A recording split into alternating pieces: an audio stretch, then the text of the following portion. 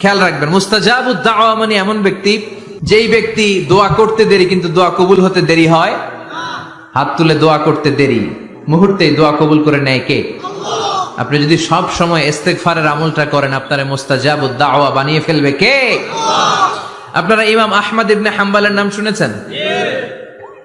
আমাদের ইসলামে 4টা মাযহাবের প্র্যাকটিস আছে, অনুশীলন। হানাফি, শাফিঈ, মালিকি, 4 নাম্বারটা কথা কন।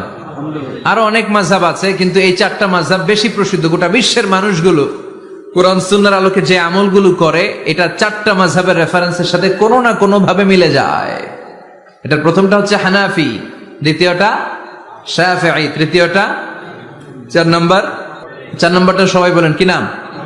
হাম্বলি। ইমাম আহমদ ইবনে হাম্বল এই মাযহাবের ধারক, বাহক, প্রতিষ্ঠাতা। তিনি ছিলেন জগৎ বিখ্যাত মুহাদ্দিস, জগৎ বিখ্যাত।